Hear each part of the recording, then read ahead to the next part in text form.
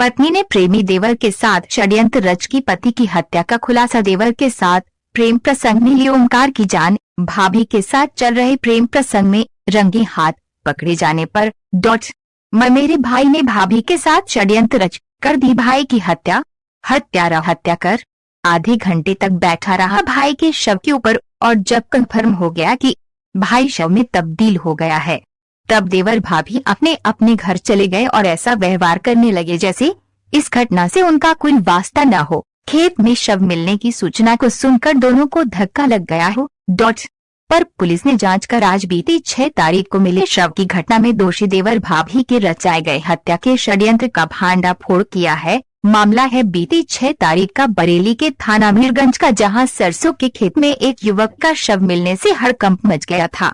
मृतक परिजन का कहना था कि युवक गांव के मंदिर में हो रही भागवत सुनने गया था। जब वो वापस नहीं आया तो गांव के लोग और परिजन ओमकार को ढूंढने लगे। इसी बीच सुनने में आया कि गांव के पास सरसों के खेत में युवक का शव मिला है। सूचना पाकर परिजन शव के पास पहुंच गए। परिजन ने शव को देखते ही शव ओमकार का है पुष्टि की और ओमकार की हत्या हुई है। पुलिस पर जल्द हत्यारों को पकड़कर सजा दिए जाने का प्रेशर बनाते नजर आए, पर पुलिस की छानबीन ने हत्यारों और हत्या करने की वजह दोनों का पर्दाफाश कर दिया, जिसमें देवर और भाभी के प्रेम प्रसंग का पता चल जाने के कारण पत्नी और देवर ने मिलकर षड्यंत्र रचा, जिसमें बहाने से पत्नी ने पति को खेत पर बुलाया, जहां भाभी देवर ने मिलकर ओमकार को खेत में गिरा लिया। पत्नी ने ओमकार के हाथ पकड़ लिए और देवर ने ओमकार के सीने पर बैठकर ओमकार का गला दबाकर उसकी हत्या कर दी थी, जिसके चलते आज बरेली पुलिस ने हत्या का खुलासा कर हत्यारे भाई और बीबी को अरेस्ट कर जेल भेजा। आनंद स्टेट हेड पश्चिमी उत्तर प्रदेश संचार 24 न्यूज चैनल।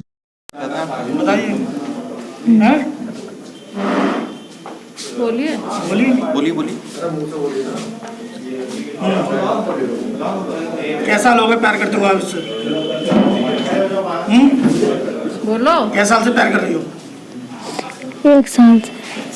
आपकी कौन है? कैसे मारा था आपने? खेत पे लेके गई थी मैं। गला दबा के? दोनों लोगों ने मिलके दबाया? मैंने हाथ पकड़ लाए।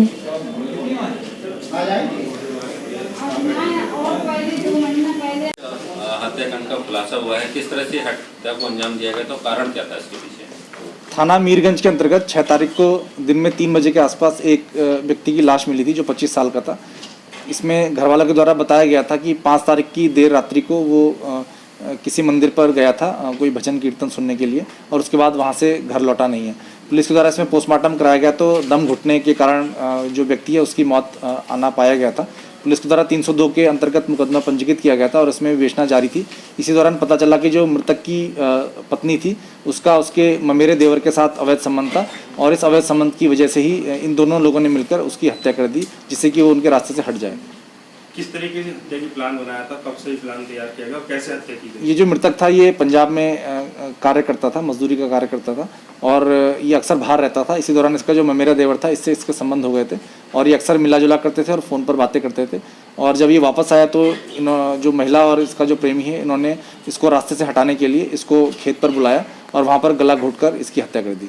क्या ये दोनों शामिल थे उस समय हाथ पकड़ के गया? हाँ, ये दोनों महिला के द्वारा जो पूछताछ में बताया गया कि इसने इसको बहाने से खेत पे बुलाया जो उसका पति है, और उसके बाद ये जो इसका प्रेमी है वो वहाँ पर मौजूद था और उन दोनों के द्वारा इसमें इसको गला दबाकर दोनों को मार दिया। इसका पति विरोध करता था, पता चल गया था प्रेम संबंधों का? क्या पति को इनके प्रेम संबंध के बारे में जानकारी नहीं थी।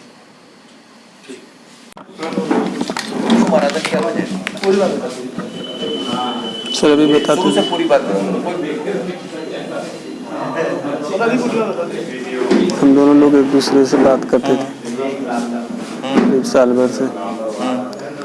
फिर सर खेत पे ले जाके, सरसों के खेत था, खाली खेत था, वहाँ पे ले जाकर हमने गला दबा दिया था। उसके ऊपर बैठ गए थे, इन्होंने हाथ पकड़ लिए थे, गला मैंने दबाया था। फिर करीब आधा घंटा तक मैं उसी के ऊपर रहा था बैठ के। उसके बाद मैं चला आया, जी अपने घर चली गई थी, मैं अपने घर चला आया रात को। तो क्या वो विरोध करता था, इस वजह से मार दिया? सर कुछ पता भी चल गया था, मेरे फ़ोन में उन्होंने फ़ोटो भी देख लिए थे, इनसे विरोध भी करा था।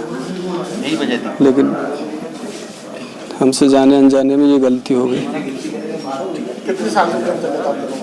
सर अभी कुछ 1 साल से ऐसी बातचीत चलती रहती थी, लेकिन मुलाकात हमारी 3 बार हुई है। इनके ही घर पे अभी जल्दी में ही हुई थी। मुलाकात कभी नहीं हुई थी, खाली फ़ोन पे ही बात होती थी साल भर से।